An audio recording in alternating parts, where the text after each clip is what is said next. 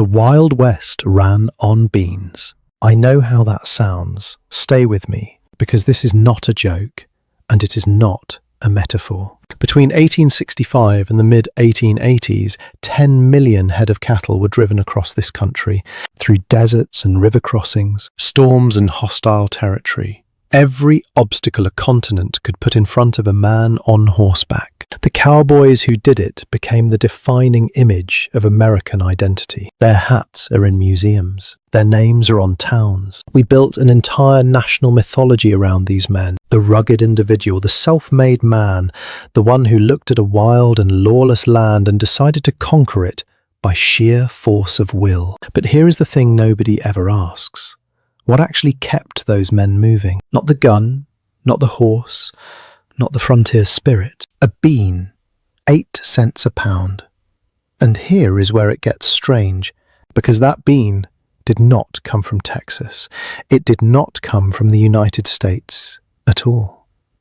It came from a civilization thousands of years old, when the first cowboy ever saddled a horse. And the story of how that bean got to the American frontier, who brought it there, and who the mythology decided to erase along the way, that is what changes everything you think you know about the Wild West. If food history is how you figure out who actually built things, who got credited, who got absorbed into someone else's story, and what the food reveals that the official record conveniently conceals, this channel is where that conversation happens.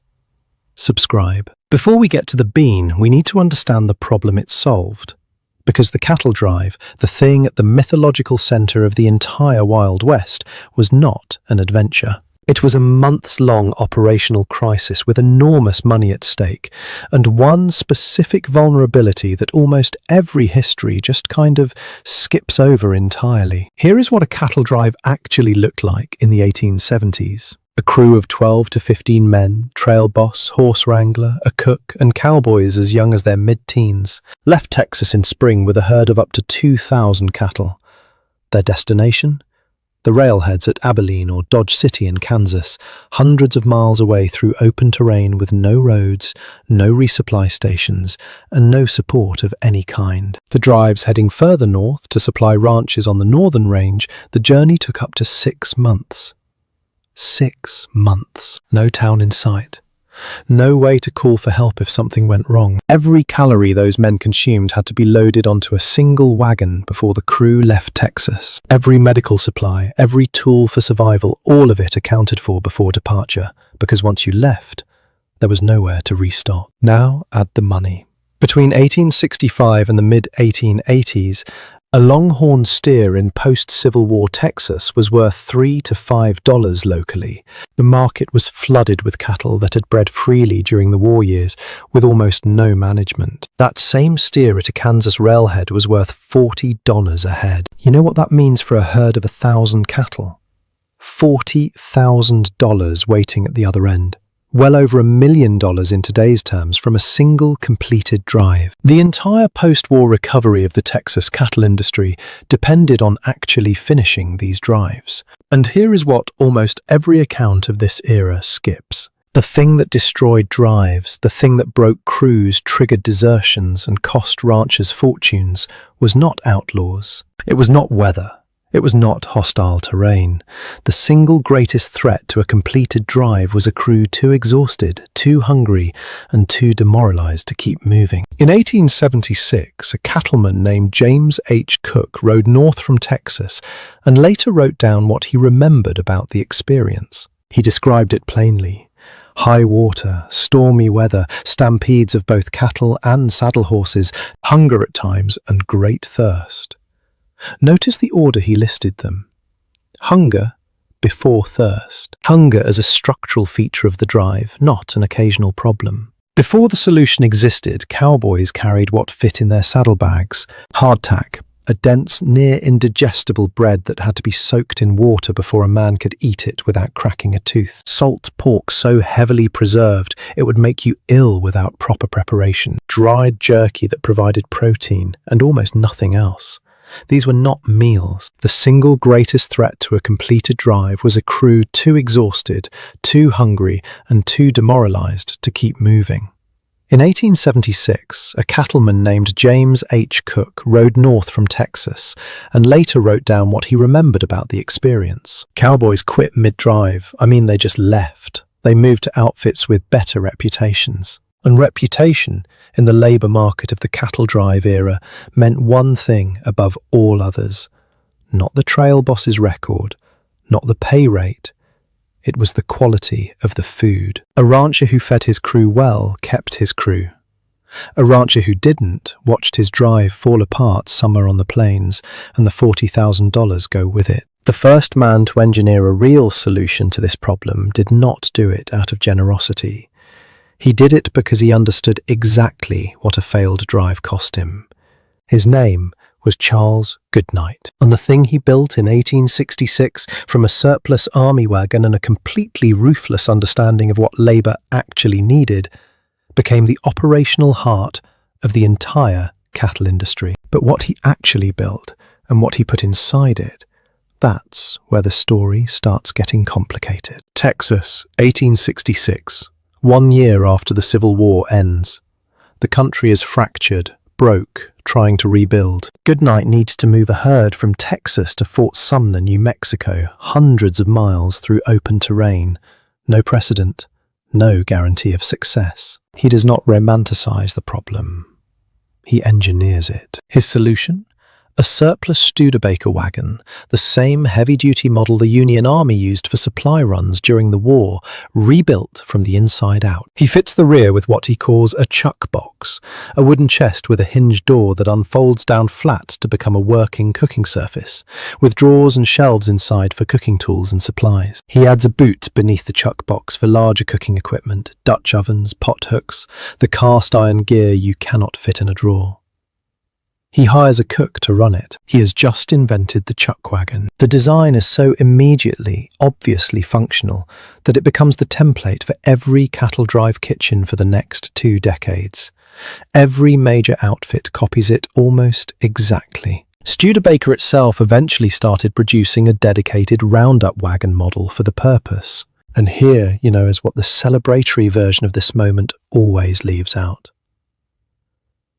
Goodnight was not feeding his men because he cared about their well-being. He was solving a labor retention problem with the precision of someone who had calculated exactly what a failed drive cost him. Better food meant more reliable workers. More reliable workers meant completed drives. Completed drives meant $40,000 at the end of the trail. The chuckwagon was not a humanitarian gesture. It was a competitive business strategy, and it worked precisely because of that. In a labor market where skilled trail riders were scarce and in demand, the quality of the cook became a literal recruiting advantage. Cowboys talked. Word traveled between outfits about which ranches fed their men properly. Ranches with better cooks attracted better riders and completed more drives. The ones without watched their crews drift away mid-trail, and the fortunes went with them. The cook, nicknamed Cookie by the crew, held a position second in authority only to the trail boss on the entire drive. Not the fastest gun, not the most experienced wrangler. The man with the bean pot. His workday was longer than anyone else's on the drive. He rose before the crew, in darkness, in cold, in rain, to grind coffee and start the fire. While the cowboys ate, he broke down camp and loaded the wagon. He drove ahead of the herd at each stop to have the next meal ready before the riders arrived. Always one meal ahead, never fully at rest, working while they rested, sleeping after everyone else. His responsibilities extended far beyond cooking.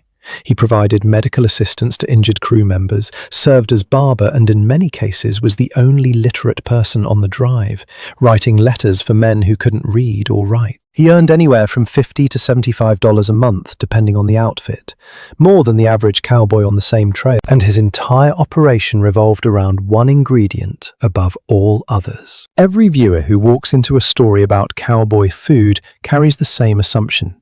The bean was the last resort. The punchline, the thing you ate when the real food ran out. And look, that assumption is exactly backwards. The proof comes from 3 completely different directions at once. Consider the nutrition first.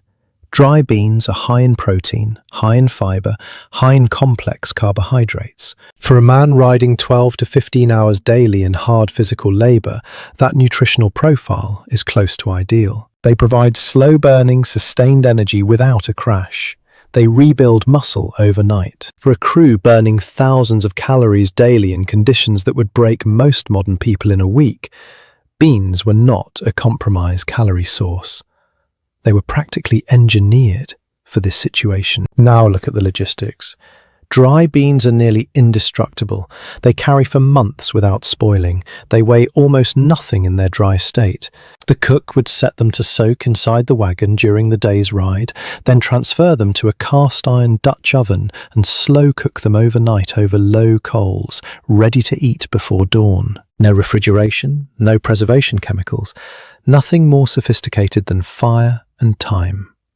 And on a 5-month drive, time was the one thing in unlimited supply. The bean was the only major calorie source that matched every single logistical constraint of the journey. And economically, here is where it gets almost absurd. Dry beans cost approximately 8 cents per pound on frontier supply lists of the era, cheaper than coffee, cheaper than rice, cheaper than almost any other calorie source on the wagon. A single sack of 20 pounds, worth less than $2 total, could feed a crew of 12 for days. Hold those two numbers next to each other. 8 cents per pound. $40,000 at the end of the trail. The cheapest item on the supply list was the margin between profit and ruin. The most unglamorous ingredient on the wagon was what made the entire enterprise viable. Cowboys knew this, and they had names for beans that tell you exactly where they sat in trail life.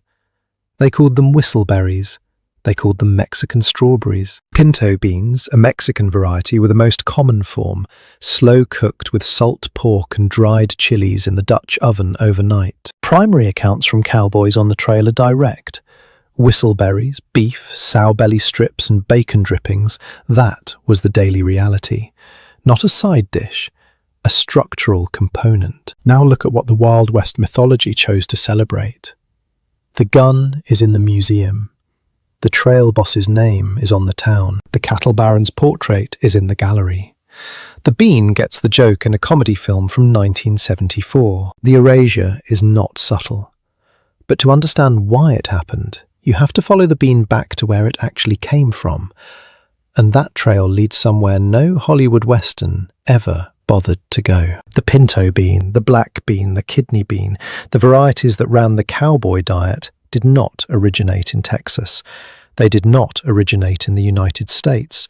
Their real origin is the thread that unravels the Wild West mythology from the inside. The common bean, the species behind pinto beans, black beans, kidney beans, all the varieties that ran the cowboy diet, was first domesticated in Mesoamerica thousands of years before European contact. Not as a survival crop for desperate times, as a civilizational technology refined over millennia for prosperous ones. The indigenous peoples of the Americas had developed across generations what agricultural historians now call the Three Sisters. Corn, beans and squash grown together in a companion planting system where all three crops actively support each other. Beans fix nitrogen into the soil, improving corn yields. Corn provides structure for bean vines to climb. Squash spreads along the ground, shading the soil and conserving moisture for all three. The common bean had been selected and bred for close to 7,000 years by the time European contact happened. This is not a primitive system. This is agricultural engineering so sophisticated that modern soil scientists are still studying it. It had been feeding entire civilizations, cities, large settled populations, cultures with long institutional histories, for longer than most of recorded European history spans. This knowledge was not written in books that settlers could translate and adopt. It carried in practice, in tradition, in the accumulated expertise of farming communities whose history stretched deeper than the histories about to be written on top of them. And it reached the American cattle drive through a path the mythology has always avoided. When Spanish colonizers arrived in the Americas, they brought cattle, but the people who became skilled at working those cattle, who developed the horsemanship, the roping techniques, the saddle designs, the vocabulary, the entire practical infrastructure of the American cattle industry, were the vaqueros, Mexican and mestizo cattle workers who dominated the ranching culture of Texas and the Southwest for generations before the Anglo cattle drives ever began. They owned their own horses, their own saddles, their own knowledge. They were, the original independent contractors of the American cattle industry. The historical record is direct. The great cattle drives were conducted by vaqueros and Anglo-cowboys working side by side, with the vaquero tradition providing the foundational knowledge that made the drives possible. The vaqueros brought their food culture with them. Frijoles, bean-based preparations that became the direct ancestors of cowboy chili, and the trail drive bean pot that every chuckwagon cook in the West would come to depend on. Here is the thing the mythology has spent 100 years not sitting with. The cowboy diet was not Anglo-American in origin. It was Mesoamerican and Mexican, transmitted through the vaquero tradition, rooted in agricultural knowledge developed by civilizations already ancient when the first European boot touched American soil. Every Hollywood Western depicting the cowboy as the emblem of rugged self-reliance, the lone individual who conquered a wilderness through personal strength, was, without knowing it, showing a man sustained by the food science of the very cultures displaced. To build the frontier he was riding across. The land was not wild. The food was not invented here. The knowledge was not new. It was borrowed, absorbed, and relabeled. And this same movement, absorption, use, erasure of origin, was about to happen to one more person, the most operationally critical person on the entire drive. In 1876, James H. Cook rode north from Texas on a cattle drive and later wrote down everything he remembered. He named the trail boss. He named the guide. He wrote with the care of a man who understood he was preserving something. Then he came to the cook. And here is what he wrote. Cook wrote 2 words. The cook. No name. No description. No acknowledgement beyond function. The person who rose before the entire crew in darkness and cold and wind to start the fire, grind the coffee, and set the beans going before anyone else was awake. Who had breakfast ready when the cowboys stirred. Who broke down camp while they ate. Loaded the wagon, hitched the team, and drove ahead of the herd to have the next meal ready before the riders arrived. Who doubled as doctor, barber, and letter writer for men who couldn't read or write. Who slept last and rose first every single day across hundreds of miles of open country. Cook named the trail boss Mac Stewart. He named the guide Aaron Barker. He wrote these names with the care of a man who understood he was preserving something for history, and the person most responsible for the crew's survival, without whom the drive does not complete, without whom the $40,000 at the end of the trail never materializes, is recorded in that primary document as a job title and nothing more. That is not an oversight. That is a pattern. The nicknames trail cooks collected along the way tell you the social position precisely. Cookie, belly cheater, greasy belly, gut robber, biscuit roller, grub worm. Affectionate and dismissive in the same breath, too essential to resent, too unglamorous to celebrate. True West magazine documents this catalogue directly, right down to the archive photograph of a belly cheater from the J.A. Ranch in Texas, the image labelled with a nickname, not a name. The cook's authority on the drive was real. No cowboy approached the chuckwagon without permission. No one touched the cooking tools without risking consequences. The camp was the cook's territory, and everyone on the drive, including the trail boss, walked softly around it. His position held the entire operation together, and the historical record honoured him with a function, not a name. Now hold 3 patterns next to each other. The bean came from Mesoamerica, absorbed into the cowboy diet and relabeled as frontier food. The vaqueros built the cattle culture, absorbed into the mythology and relabeled as Anglo achievement. The cook held the entire operation together every single day, absorbed into the historical record as an unnamed function. Same operating logic, 3 times, in the same story. This is not carelessness.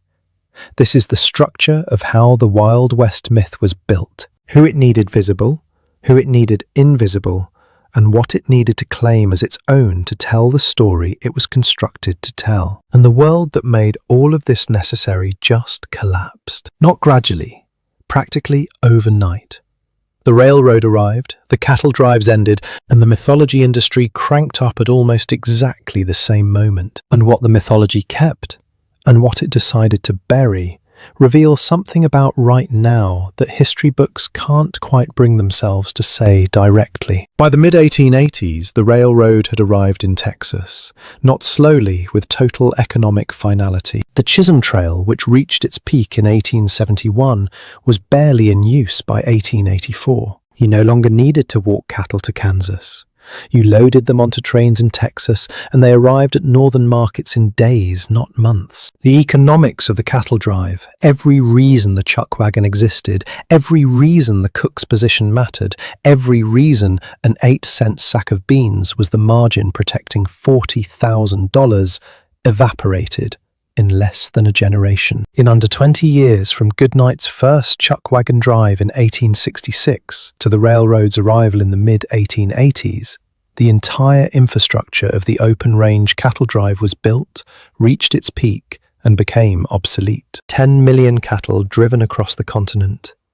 And then it stopped. The mythology, though, was just getting started. The 1880s and 1890s are precisely when the Wild West, as a cultural product, as a brand, as a story being sold at industrial scale, began to be manufactured and exported. Buffalo Bill's Wild West show launched in 1883, at the exact moment the actual drives were ending. Dime novels flooded the market. The names that became legendary, Wyatt Earp, Billy the Kid, were being crystallized into icons at the very moment the economic reality they had existed within was dissolving. The cowboy as myth was being constructed in real time, as the cowboy as laborer became irrelevant. The story hardened as the reality disappeared. And the bean? You know what?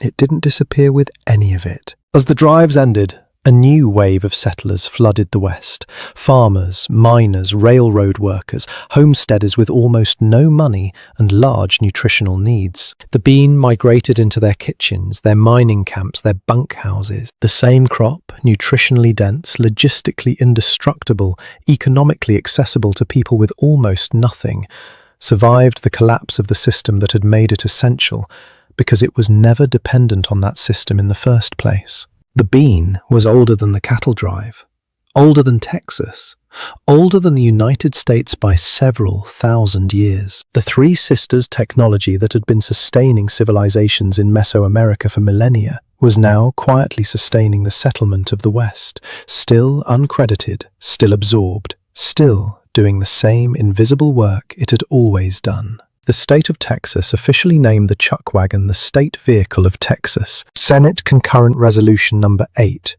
a legislative act permanently enshrining the wagon in the symbolic identity of the state. The wagon got the monument. The cook, whose nickname was Belly Cheater, got nothing. Which is, the entire history in a single sentence. So here is the question this whole story has been building toward. The cattle drives ended 140 years ago. The cook is long dead. The bean is a side dish at the barbecue joint. Why does the pattern, the absorption, the use, the erasure, why does it matter right now, today? The Wild West myth was built around one specific and powerful idea, that individual heroism, rugged self-reliance, and personal courage built America, that great men faced a wild and lawless land and tamed it by the force of their own will. That the story of the American West is a story about exceptional individuals. Follow the food, and that story inverts completely. The cattle drives run on Mesoamerican agricultural technology